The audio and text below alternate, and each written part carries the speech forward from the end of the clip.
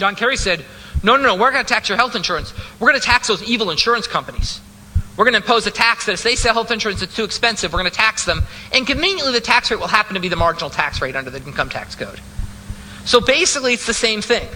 We just tax the insurance companies. They pass it on higher prices. That offsets the tax break we get. It ends up being the same thing. It's a very clever, basic exploitation of the lack of economic understanding of the American voter. Thank God we are so stupid. That is so helpful to Jonathan Gruber and those who are really trying to deceive us. But his argument there that they were just going to defend the law by saying we're just taxing the insurance companies, don't worry, those are the guys we're going to hit, actually made its way into the arguments of those defending the law, including the arguments being posited by President Obama in 2009. Might you end up taxing people with Cadillac benefits and Chevrolet salaries? That is, people who are not anywhere near the 200,000 income level you talked about. You wouldn't raise taxes on those people. Is that a possibility in this one particular case? Keep in mind that what we're talking about is imposing a tax or a fee on insurance companies for providing plans like that. Alan Colmes is the host of the Alan Colmes Show, and he actually spoke with Mr. Gruber today. All right, so what I'm a liberal twit, by the way. I want to make that very clear. Yeah, you said that, not me. But that's what I'll get called, I'm sure, so go ahead. All right, so what did the professor tell you? Well, he's not doing any media. You're not special in that he's not doing your show. He's not doing my show either. He did some media. But he wants to stay away from the media for now. And he said, look, I said, look, I'm on Fox News defending you. He said, don't defend me. I was wrong.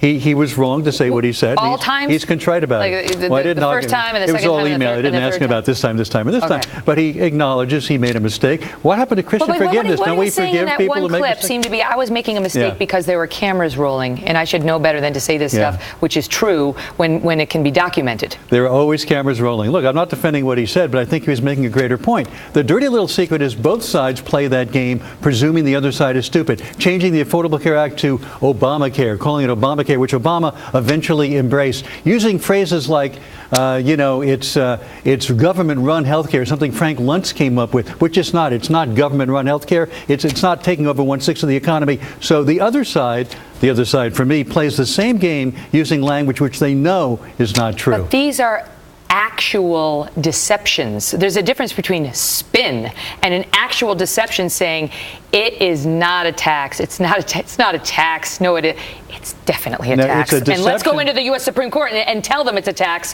which wound up saving them constitutionally. The Supreme Court made that decision too, by the way. So are they a bunch of stupid people at the Supreme Court? Had told us but they a bunch of stupid people there. But the fact is, it's deception from both sides, because when conservatives don't represent the law properly for their own political purposes, that's also deception. Should there be no accountability here, Ellen? Look, you saw that setup to you, where Gruber's on camera saying this is how we have to justify the Cadillac tax. That was part of Obamacare that taxed the really good plans. We just tell them we're taxing those evil insurance companies. It's not people. It's insurance companies. Cue President Obama.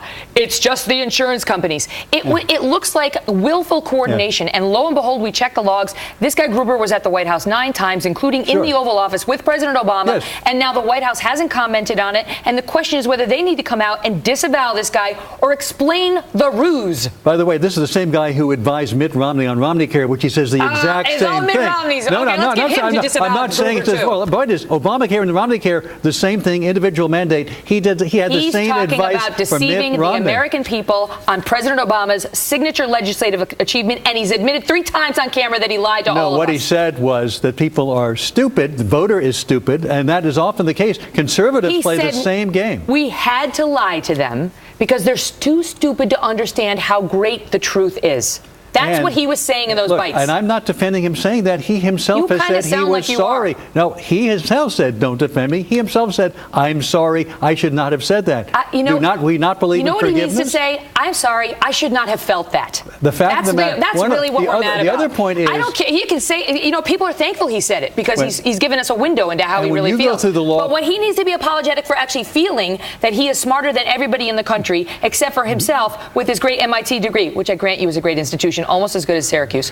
However, it's offensive. It's offensive because actually the American people were kind of on to some of these things. If you go through and everybody was told that they were wrong. If you go through the bill point by point and ask people what they feel about it, no punishment for existing conditions, on your parents till 26. People actually like it point by point. People are happy with this bill, contrary to what they're trying to sell you from the other side. I'm not saying that, but that's what he may be saying. I'm not agreeing with that. But it's better that we have this bill than that we don't have it. You know what he's saying? Shut up and enjoy it. Shut up and enjoy it. It doesn't matter how you got it. And people are, by the way. 6 to 7 million people who have it are enjoying it who didn't have health care before.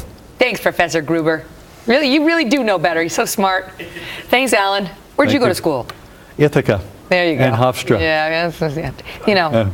But my sister went to Syracuse. So. Syracuse is the Harvard of that one little area in central New York. Okay, great to see you. Thank you.